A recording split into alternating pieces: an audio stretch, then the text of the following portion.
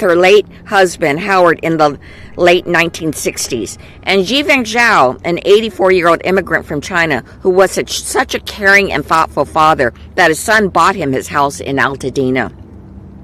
The loss, grief, and trauma that survivors have been left with have shaken our community to its core. But out of that devastation, I have witnessed extraordinary resilience in our communities every single day over the past year. I've seen federal, state, and local partners step up alongside community institutions to deliver life-saving relief and critical resources. And I've seen neighbors stand hand in hand, day after day, supporting each other through some of our darkest moments. And that response has mattered. Federal disaster assistance helped families survive the immediate aftermath by providing emergency housing, direct aid, and access to recovery centers where survivors could begin navigating an overwhelming process. Those efforts saved lives and laid the groundwork for recovery. But 1 year later, our work is far from finished. That is because right now, 7 out of 10 Eaton fire survivors have not yet returned to their homes. In fact, most still live in temporary housing and will likely have to move again. And while thousands have started the long and complicated rebuilding process, most have not. Many survivors are now seeing their displacement coverage deplete. Families are being forced to skip meals or doctor's appointments, and small businesses are struggling to stay afloat. Our constituents need help, and they need help now. And that is why I stand here with my California colleagues to continue our fight in Congress to fully deliver Governor Newsom's $34 billion disaster aid supplemental request with no strings attached. This funding is essential to ensuring that our communities can continue to recover, rebuild, and heal. And that's true not just for California, but for every other community in America that's endured a natural disaster, from Texas to North Carolina. That's why I've introduced a bill to codify the tax provisions of Governor Newsom's request, and why I worked with Representative Sherman as well as Senators Schiff and Padilla in introducing a resolution to commemorate the 1-year anniversary of the fires and those who we lost far too soon. Wildfires know no party line or politics. President Trump and Congress must fulfill their responsibility to aid communities impacted by disaster and support their recovery efforts. So to survivors, I say to you, we are still here, we are still fighting, and we will not stop until you have everything you need to recover and heal. Thank you. And today, certain members from LA County's delegation will speak. And we also acknowledge that there are members of Congress who've come here to stand in solidarity. Representative Latifah Simon from Oakland, California, and Representative Mark Desalegn from Contra Costa County, and we will announce others as they come. But right now, please let me turn it over to Congressmember Brad Sherman from the Palisades. Thank you. Hello, I'm Congressman Brad Sherman, represent the Palisades and all the areas affected by the Palisades fire. I know Judy and I would like to be with the governor and our 2 senators today as they're touring the fire areas. But people should understand that we have very important votes in just an hour or 2 on the floor of the House of Representatives. Want to commend President Biden for making the declaration, for getting Congress to provide funds even before the fire to make sure that FEMA was adequately funded, and to put us in a situation where $7 billion of federal money has already been committed to California. And California will be getting many billions more as a result of the fire declaration and the basic laws and appropriations that were in effect before President Trump took office. Unfortunately, for the first time we've seen in a long time, a huge disaster without a supplemental appropriation. We need a supplemental appropriation bill so that we can provide larger grants to those who are underinsured and lost hundreds of thousands of dollars of equity in their home. Instead, we see a Congress that refuses to act until they're told what to do by the administration. And we see a president who not only is not saying yes to a supplemental appropriation for California, but also not for Texas, not for the states affected by the tornadoes, not for any of the major disasters that affected us last year. So we have got to keep up the pressure. In the meantime, I would point out that the insurance industry is on the hook for at least $45 billion, and that is the major source of revenue for an awful lot of those who lost their homes. I should also point out that pending in the Senate this week is an appropriations bill in which I have funds, as I always seek funds, for the Los Angeles Fire Department for brush clearance, and we were able over a decade ago to get 4 C-130 firefighting aircraft for the California Air National Guard. We will build back better.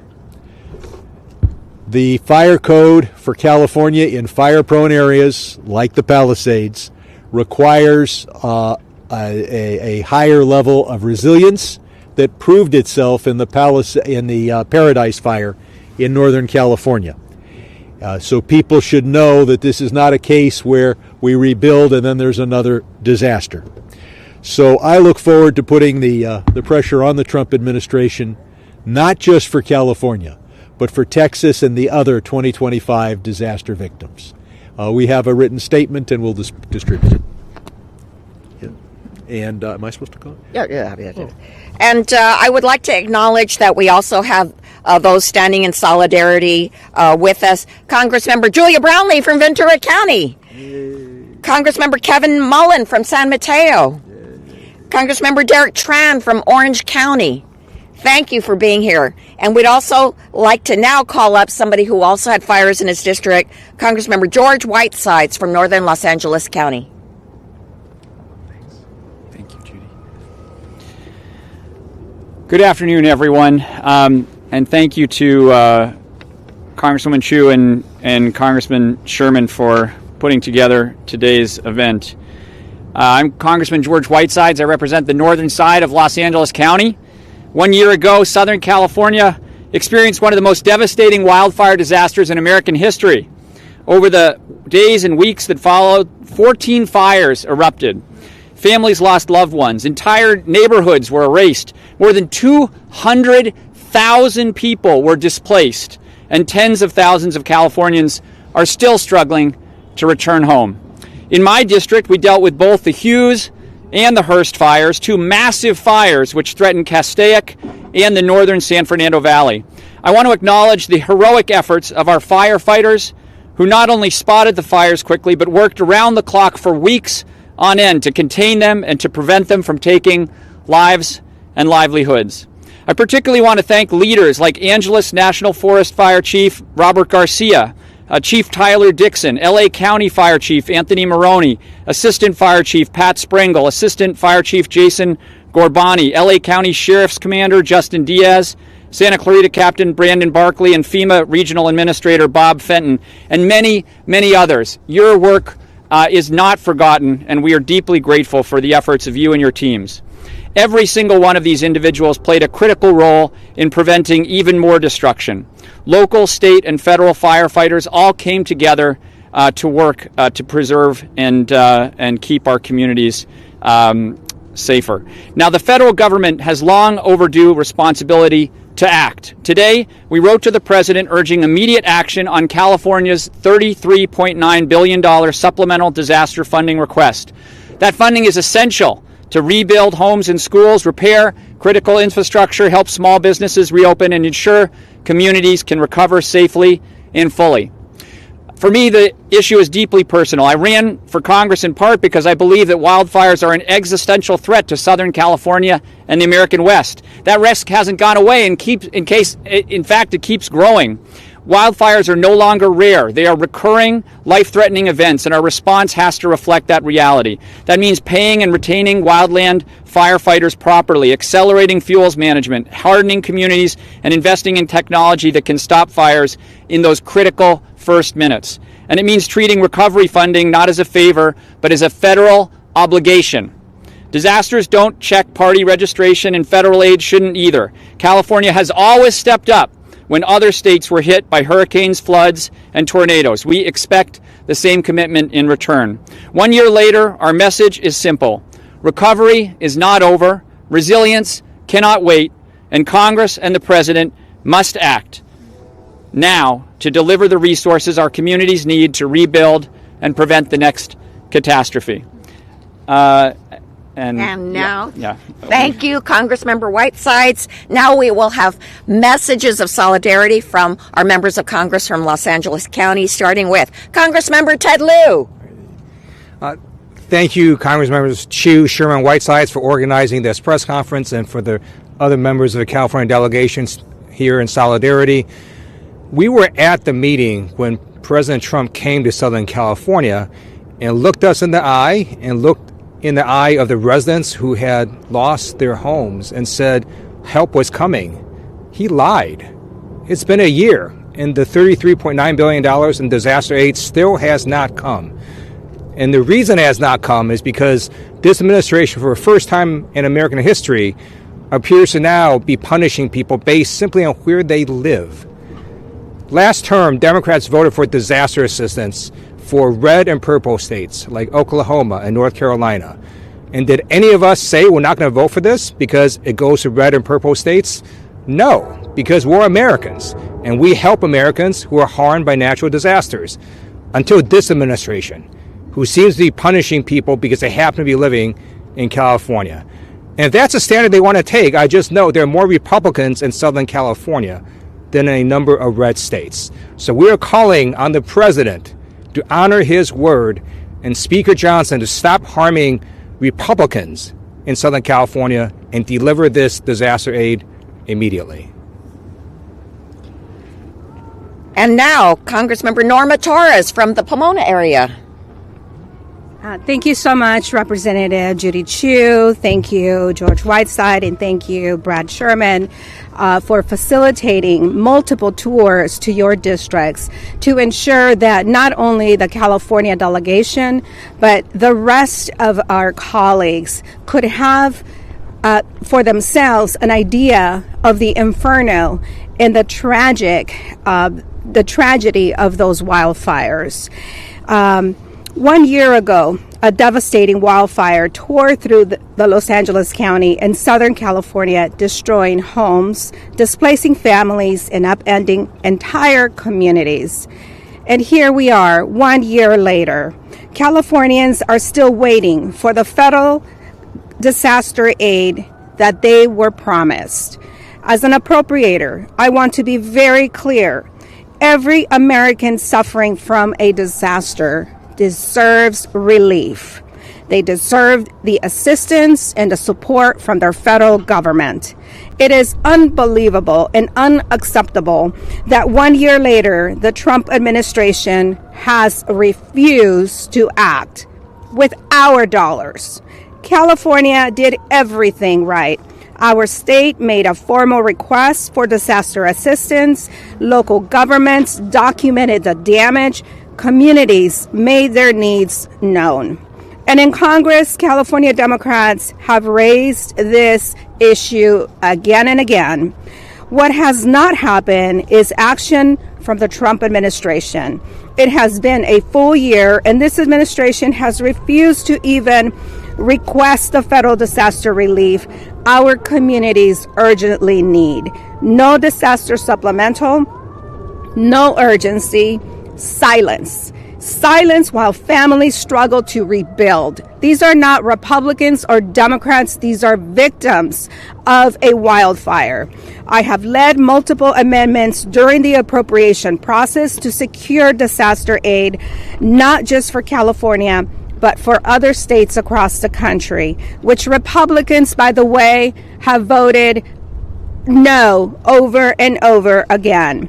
Instead of getting desperately needed help to California, we have been subject to threats of across-the-board federal funding cuts based purely on political whims of this administration. California is the largest donor state in the nation. Our taxpayers contribute approximately $83 billion more every year to the federal government than we receive back.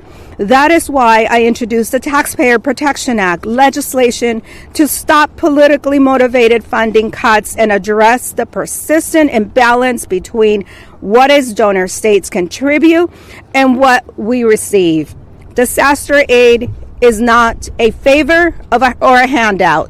Disaster aid, it is the responsibility of the federal government. The consequences of delayed disaster are real.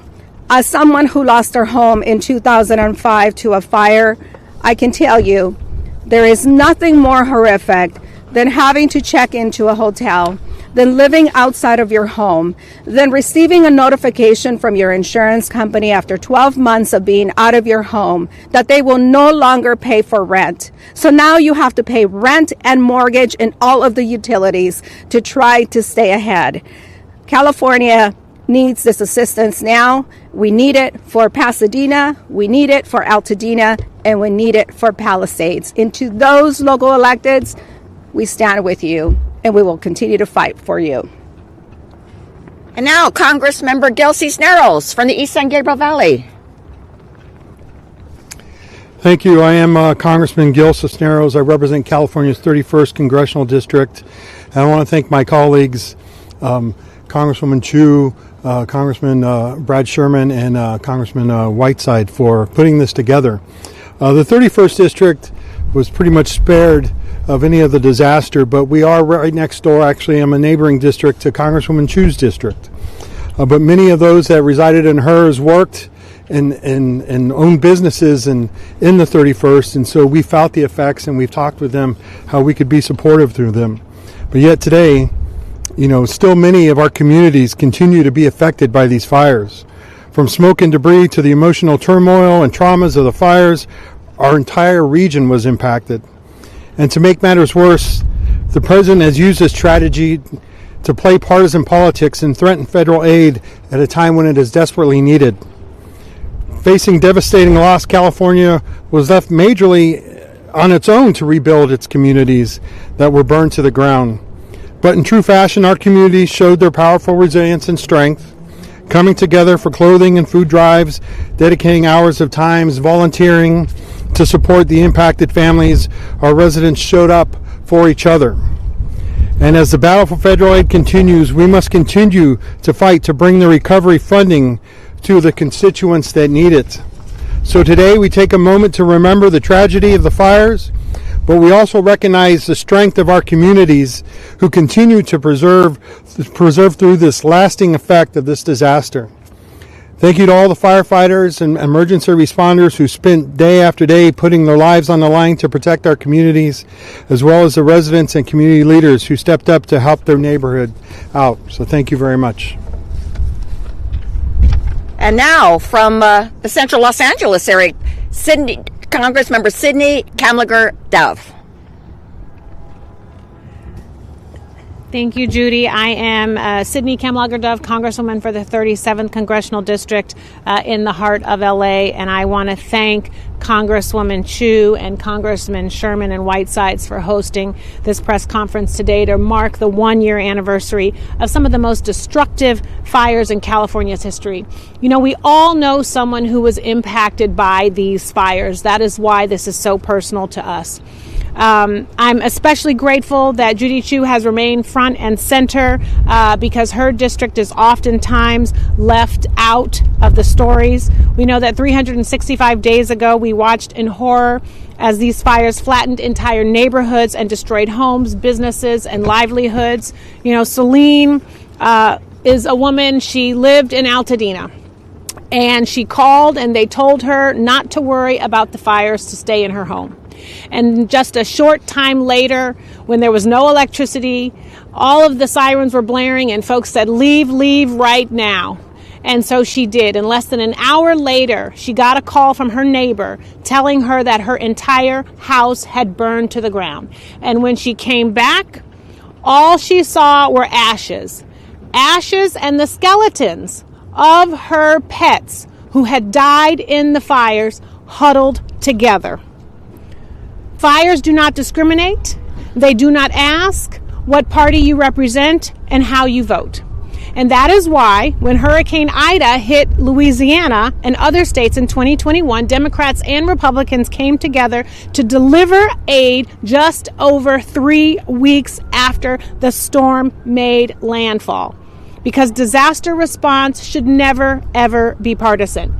And it is shameful that on this 1-year anniversary, instead of working to deliver the resources that California needs to rebuild, we are debating the definition and merits of a showerhead.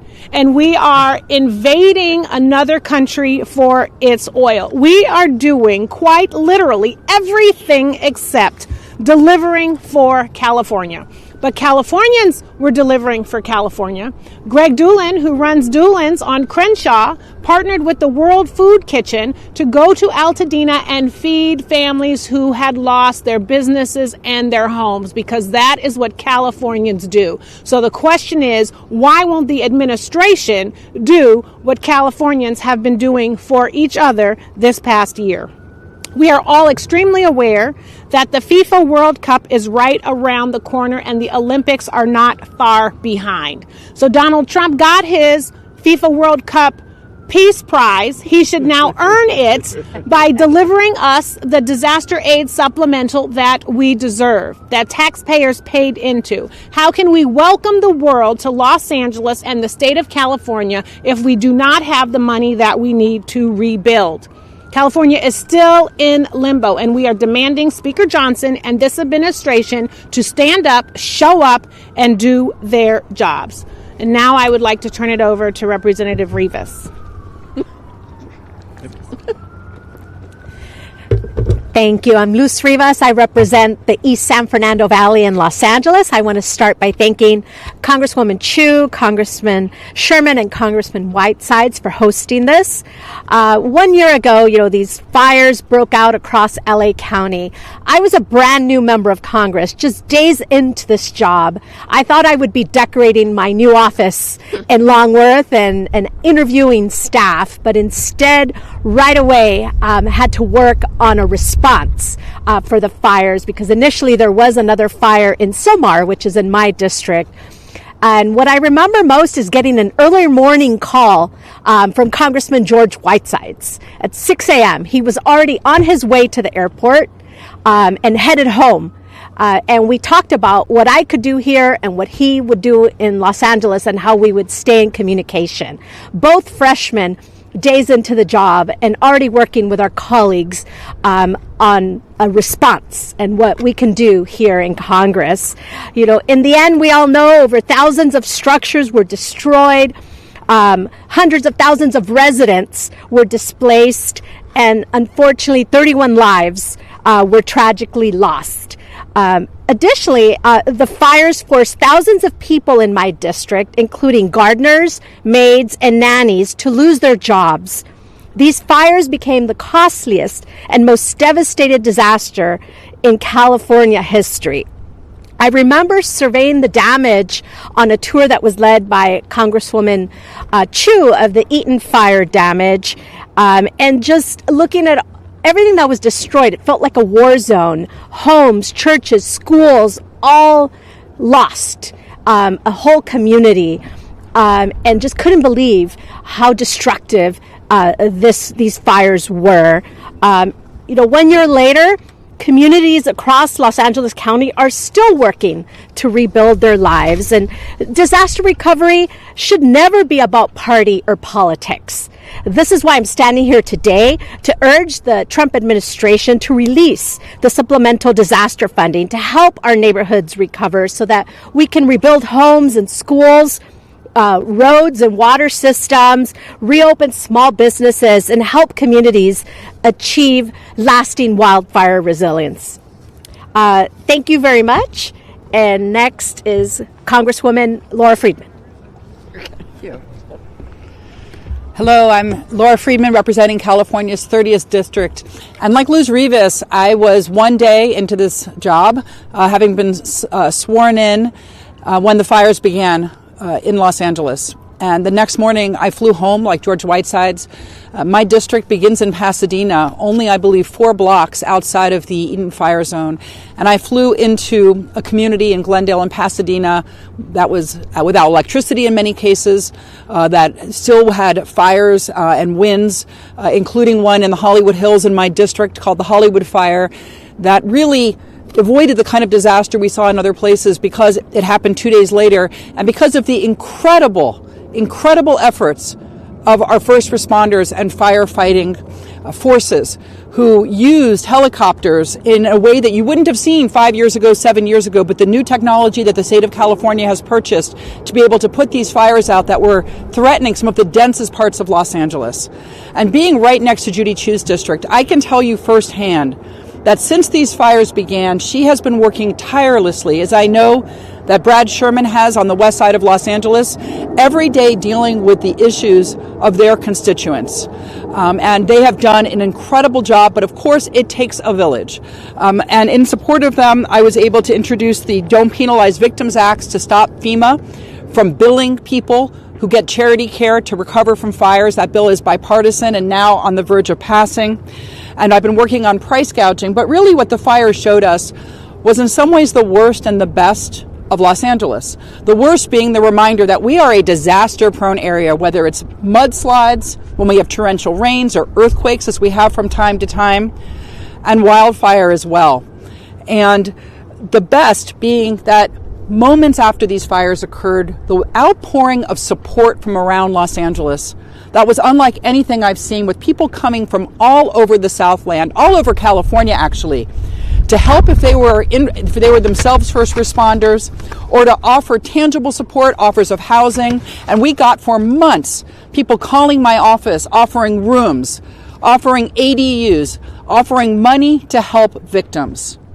And in Washington, unfortunately, we've seen lately some of more of the worst of our nation, with a president who is trying to score partisan points on the backs of victims, trying to hurt Californians who are trying to recover, refusing to fully fund our fire victims, refusing to give California the kind of relief that he has offered into some other states, rather than welcoming us as fellow Americans, as the rest of our nation has done, offering his support. And that has to end. We have got to see the United States government at the very top level focus on their own constituents, on the struggles of Americans, and recognize that whatever our political party is, or wherever we live in this country, we are Americans deserving of that kind of focus. So I urge the Speaker to bring these bills forward to make sure that disaster victims in California and in Texas and in North Carolina and in Florida and across the country get every cent that they deserve and all the help that they need. And I want to also commend George Whitesides for being forward-thinking and already leaning into issues around insurability in high wildfire districts and on firefighting technologies that we can use to increase our resiliency. But again, thank you so much to my partner in this, Judy Chu, and Brad Sherman, for all the work that you're doing, and thank you for being there for California. And thank you, and thank all these members of Congress who've been so proactive. And that brings us to the end of our press conference, but we have time for a couple of questions. Have you talked with Republican leadership about speeding this up and fitting it into an appropriations package? And if so, how soon do you think that could happen?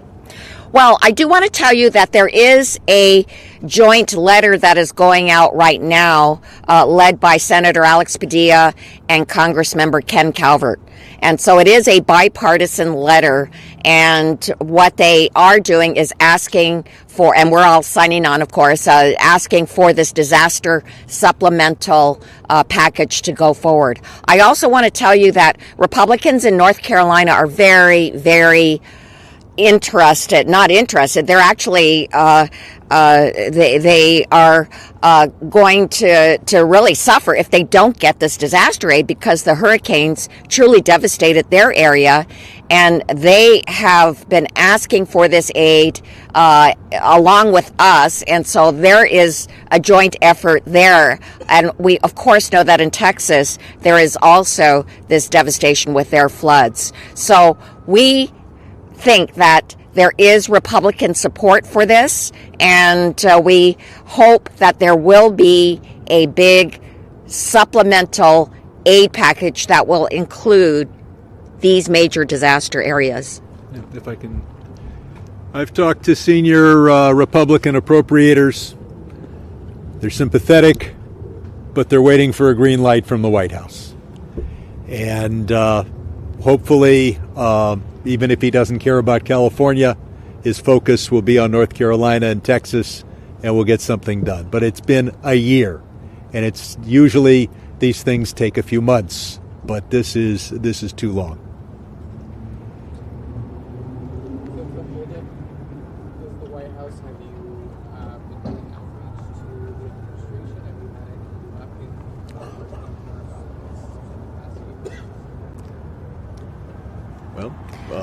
George, you organized the letter that's going to the White House. I have not had any luck so far, but we're going to keep trying. We're going to keep fighting for the folks in our community, and like the Congresswoman and Congressman have said, historically this has been a bipartisan opportunity for members of Congress to come together to help communities in need across the country. And we need to return to that tradition. We need to return as quickly as possible, because thousands of people are still outside of their homes. They need their help. They need help today, and we can't wait any longer.